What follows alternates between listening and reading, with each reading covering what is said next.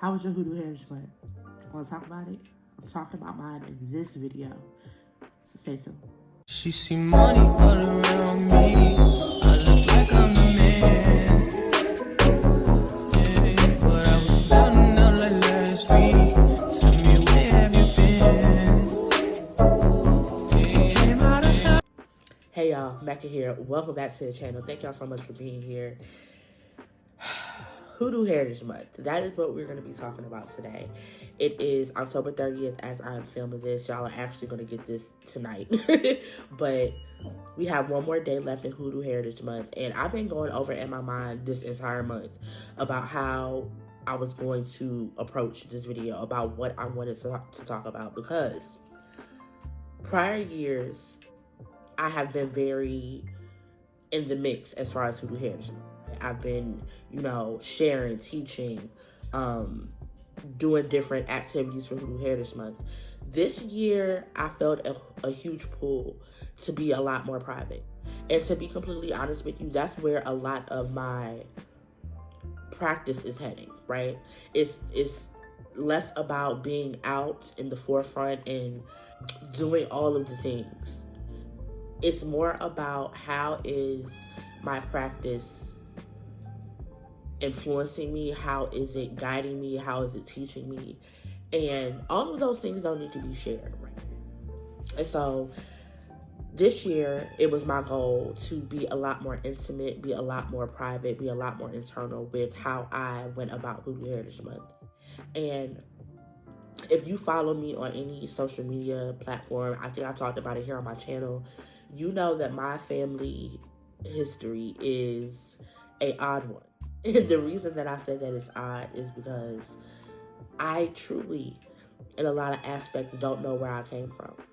I have ideas. I've had a few questions answered, but for the most part, on both sides, I don't know where I come from. And that, for me, has been a hole in my heart for a really, really long time. And my mother is adopted. And I did not find out that my mother was adopted until 2006 when my grandfather passed away. And I found out the night before his funeral that my mother was adopted. And she just kind of like slid it into normal conversation. And it took me back because I was so, and is still, because one of my favorite ancestors, I was very close to my grandfather, and there was no inkling of this man not being my biological grandfather, which didn't change anything for me, but it started me down the path of, okay, where did I come from? Like, where are we from? Like, what lays or lies in our bloodline? You know what I'm saying? And as far as my mom's side, well, I'll say my maternal grandmother, she is from Texas. My maternal grandfather is from Virginia. As far as my dad, me and my father just reconnected within the last year. And so I was trying to figure out how I was going to come to him and be like, hey, where are we from? Because you never know, especially older folks, you never know how they're going to handle that. Surprisingly enough, though, he gave me a little bit of information. I know that we're from Arkansas. And we actually agreed to work on our family tree together. So that's something that we'll be doing in the future. But I just felt like this Hoodoo Heritage Month was less about all of the hoopla and being in front of people. And I felt like it was more about getting closer, not only with my ancestors and with the spirits that walk with me, but with myself. And one thing that has been made abundantly clear to me is my practice is not going to look like everybody else's. And I know that's kind of like one of those things that we say all the time, right? But until you internalize that and until you really stop and think about what that means, it's just one of those things, right? And this month, I really, really sat with that. I really sat with healing the hole that I feel in my heart because of the fact that I don't know where I come from. I really sat with the fact and kind of thought back to how I came into Hoodoo and thought about the fact that it's always been in my life in a lot of aspects I just didn't know a name for it. And I can honestly end this month by saying that I have kind of I've redefined what hoodoo looks like for me. I've redefined how I am to interact with hoodoo as a living, breathing tradition. I've really sat down and thought about what it is that I want to get out of hoodoo, right? Because as a living, breathing tradition, it's not a tradition that is one-sided, right? It's it requires participation from you. And for me, I can be honest in the fact that a lot of my frustrations in the past when it came to my practice was feeling as though I'm doing all of the things and why is my life still like this? Or I'm doing all the things and why do I still feel this hole in my heart because I don't know my folks and I don't know where I came from. And all of these things that came up this month, I can appreciate the fact that they came up because I feel like it made me go even deeper into my why, into why I practice, into why I decided to take on this mantle in the first place. And because of that, a lot of things are changing in terms of how I show up, in terms of community, in terms of how I utilize my gifts, right? One of the biggest changes is the fact that I will no longer be divining publicly anymore, one on one. I'll still be on YouTube. I'll still be, doing collective divinations and stuff like that on TikTok. But as far as one on one, I've felt this pull to pull back for a while now, and I kind of ignored it, pushed it to the back of my mind because I'm like, no, I'm a diviner. I'm supposed to be divining. We're gonna divine. And for a really long time, I really thought it was just me that was trying to self-sabotage.